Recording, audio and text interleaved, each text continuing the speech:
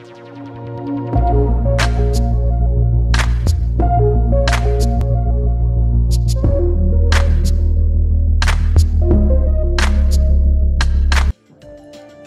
Viewers, अस्सलाम वालेकुम। Welcome to my channel let's cook with Aana. जी तो व्यूवर्स, कैसे हैं आप? उम्मीद करती हूँ सब ठीक होंगे। आज मैं बहुत ही ज़बरदस्त, बहुत ही जल्दी और बहुत ही मज़ेदार आलू गोश्त बनाना सिखा रही हूँ, जो चिकन से बनाने जा रही हूँ। बहुत ही ज़्यादा देगी स्टाइल वाला, झटपट बनने वाला आलू गोश्त आपके साथ शेयर करने जा रही हूँ। तो चलते हैं रेसिपी की तरफ। सबसे पहले मैंने यहाँ पे एक प्रेशर कुकर लिया था। इसमें मैंने लहसुन के जो जौवे हैं वो डायरेक्ट इसमें साबुत ऐड कर दिए थे, और बड़े साइज़ के मोटे मोटे कटिंग किए हुए मैंने इसमें प्याज ऐड कर दिए थे। 2 अदद के करीब हमने इसमें प्याज ऐड कर दिए हैं।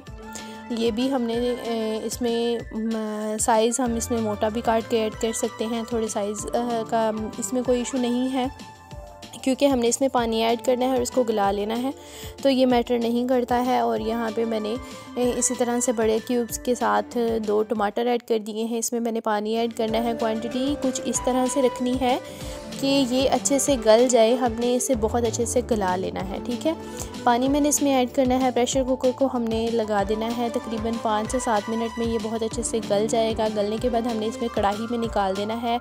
फ्लेम हमने हाई कर देना है। उसमें आधा चम्मच हमने हल्दी डाल के इसको पानी को हमने क्या करना है कि ड्राई करना है। साथ में इसमें हमने मसाले ऐड कर देने हैं। हल्दी और नमक ऐड करना है। नमक हस्बे ज़ायका ऐड कर देना है, और 1 चम्मच के करीब हमने रेड चिली फ्लेक्स ऐड कर देने हैं। जो है लाल मिर्च पाउडर भी आप ऐड कर सकते हैं, बीज वाली मिर्च भी ऐड कर सकते हैं। मैं एज़ यूजुअल बीज वाली मिर्चें ही इसमें किसी भी रेसिपी में यूज़ करती हूँ, तो वो मैंने ऐड कर दी हैं।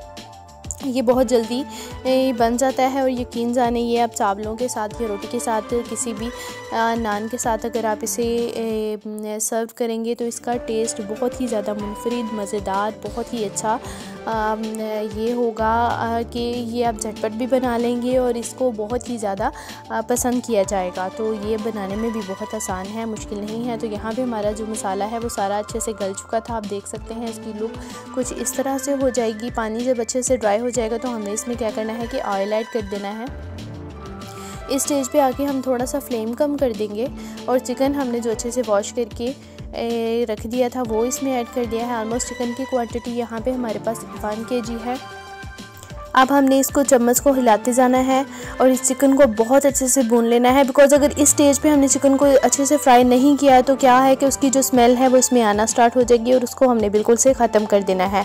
तो इस स्टेज पे इस चीज़ का हमने ख्याल रखना है। फ्लेम को थोड़ा सा हमने कम कर देना है, और इसको हमने चम्मच को हिलाते जाना है और बहुत अच्छे से इसको फ्राई कर देना है कि इसकी स्मेल इस स्टेज पर ख़त्म हो जाएगी। और जब थोड़ा सा हमने 4 से 5 मिनट इसको फ्राई करने के बाद तकरीबन 4 चम्मच के करीब इसके साथ हमने इसमें दही ऐड कर देना है, जो बहुत अच्छा सा इसमें फ्लेवर देने वाला है और इसको खुशबूदार करने वाला है। और साथ में हमने क्या करना है कि इसमें हमने पोटैटोज़ ऐड कर दिए हैं, जो थोड़े से मोटे कटिंग किए हुए हैं, और थोड़ा सा हमने इसमें पानी ऐड कर दिया है। अच्छे से हमने चम्मच हिलाने के बाद क्या करना है कि जो हमने इसमें जो पीसेस हैं चिकन के वो हमने निकाल देने हैं।